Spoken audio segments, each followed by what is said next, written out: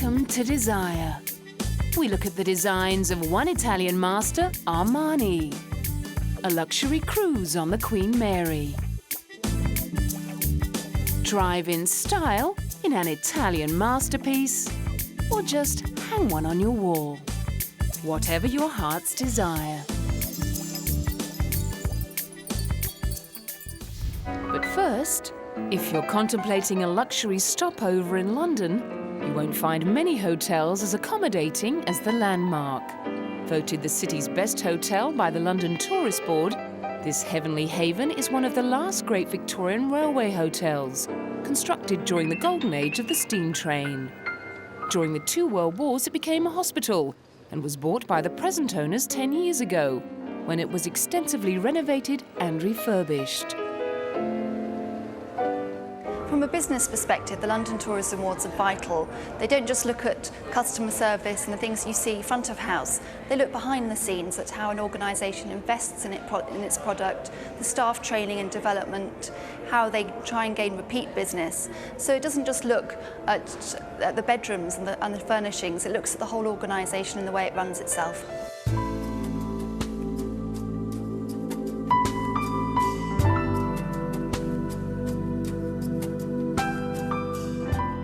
General Manager Francis Green says the multi-million-pound investment programme has paid off.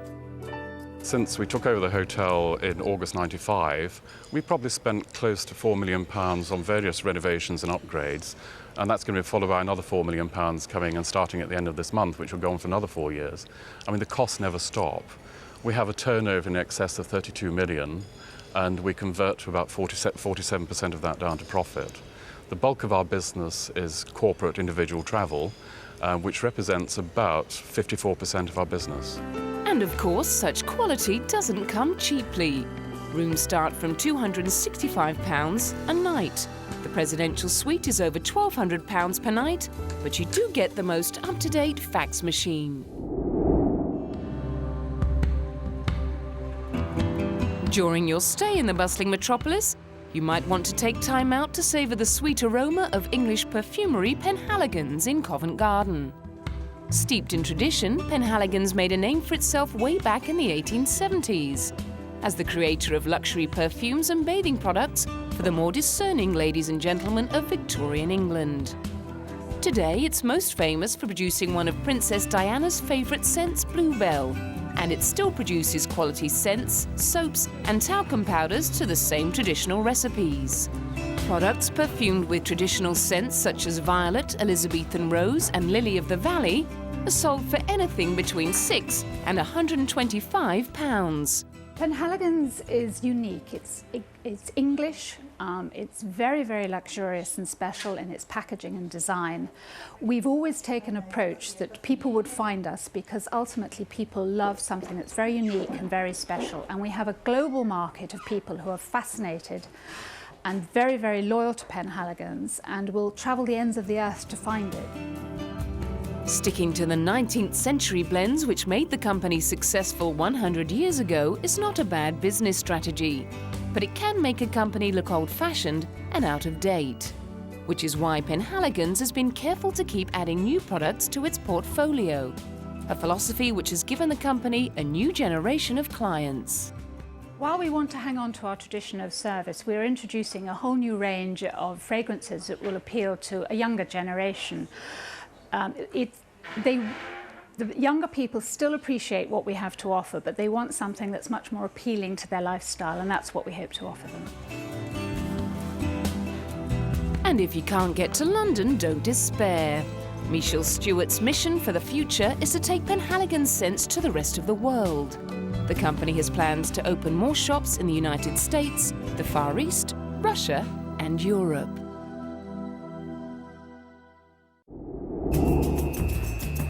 And while you've got the credit card out, it might be a good idea to stock up on presents at Kensington's annual luxury gift fair.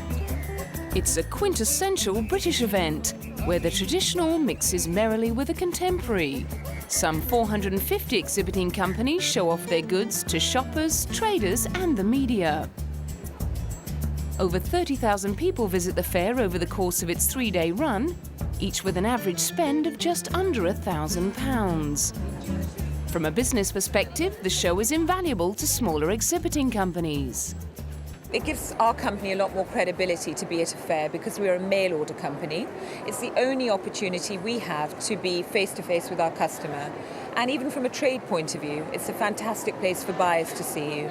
I think there were 8,000 people here yesterday. And to have access to that many people in this confined space is a fantastic opportunity. However, getting a place at the fair is not easy. Only the creme de la creme of the gifts market are considered. We have a vetting committee who look at each application to exhibit here. We judge them on criteria of presentation, suitability of product, and also whether their range suits the expectations of the visitor. And of course, we're looking at unashamedly the luxury end of the market to meet the expectations of the AB1 consumer who will be here. And whether you're in pursuit of that ultimate gourmet experience, or just looking for that gorgeous little something for the loved one that has everything, organisers promise visitors to the fair won't be disappointed.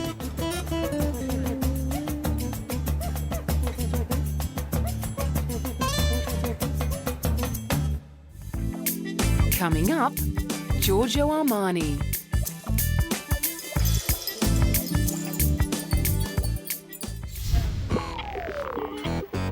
If all that London shopping leaves you feeling hot and thirsty, why not skip over to Italy for a vodka on the rocks with a difference?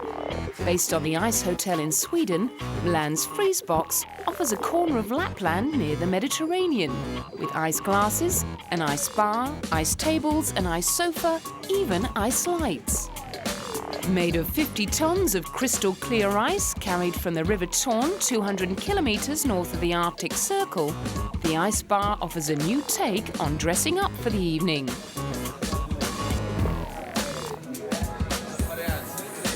The refrigerated room is kept at -5 degrees Celsius, and visitors will only be allowed to stay in for half an hour.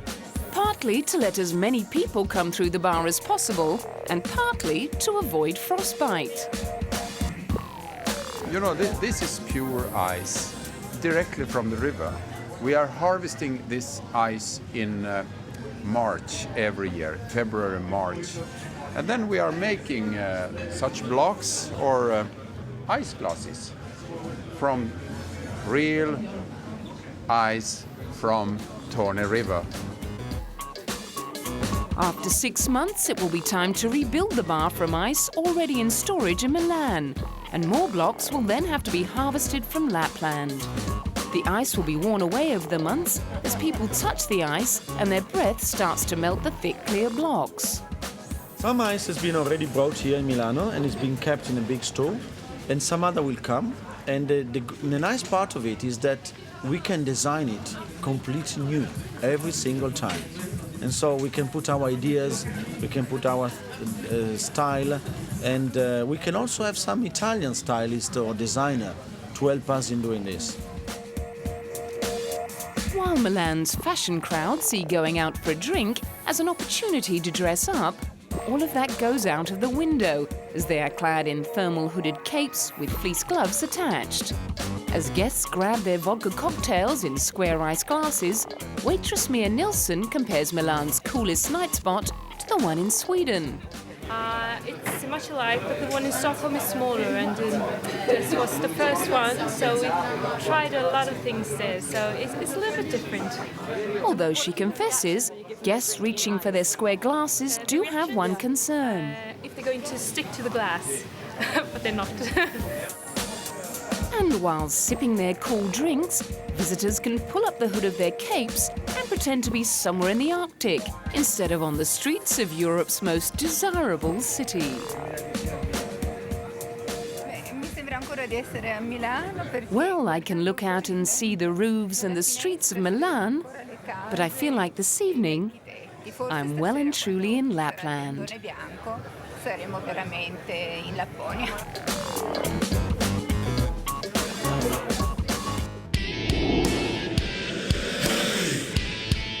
If If it weren't for the fact he couldn't stand the sight of blood, another of Italy's major attractions may well have ended up sewing stitches of a different kind. But with an empire estimated by Forbes magazine to be worth $2 billion a year, Giorgio Armani clearly made a wise decision to ditch medicine in favour of becoming a department store window dresser in 1961. Not that he became an overnight sensation. Born in Piacenza, Italy in 1934, Armani worked for 9 years in well-known fashion house Nino Cerruti before finally setting up shop with partner Sergio Gagliotti. Hello magazine wrote that the menswear business was originally funded with the meagre proceeds raised by selling their Volkswagen in 1974. Tired of seeing men dressing in the same uniform way, a trend he describes as the Mao syndrome, Armani quickly established a new standard of understated elegance and easy-fit garments, fashioning haute couture's very first unlined jacket. He translated this relaxed style into an androgynous label for women in 1975. He's never been a fan of the extravagance often put on by other designers during fashion shows, and his clothes are famous for eliminating the superfluous to emphasize elegance and comfort.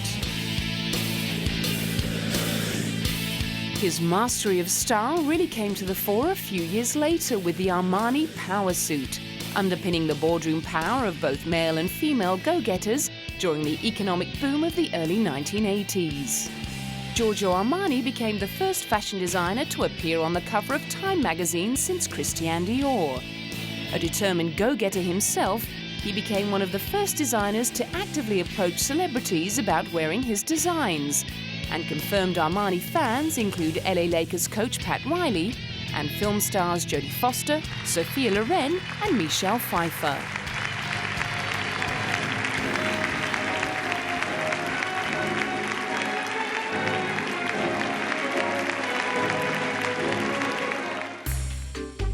At a recent Armani retrospective at the Royal Academy of Arts in London, more than 500 of his garments were on display, many of which started life on the red carpet at the Oscars or in one of the many films and stage productions Armani has designed the costumes for. His impressive list of film credits include gangster classic The Untouchables, along with Cadillac Man, Stealing Beauty, Ransom and The Comfort of Strangers. He set a trend with Eddie Murphy's famous suit in 48 Hours, although he takes a dim view of the current passion for fads. Now everything is a trend, everything is mixed. Not even creators have a personality. Trend kills creativity, it kills personal research. If one has the gift to be creative, then one has the right and the duty to be creative and show it. It's what I've always been trying to do.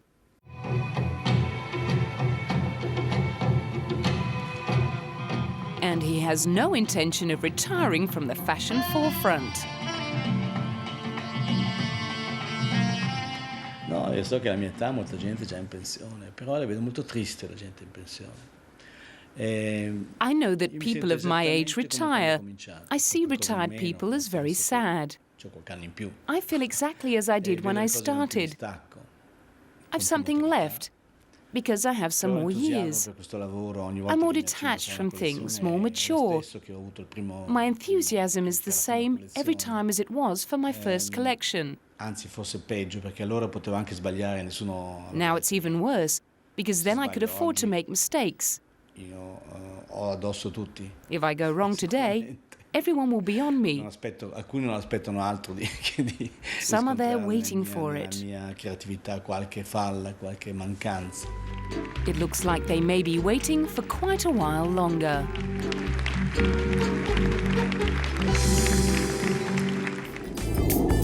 Coming up, Michelangelo.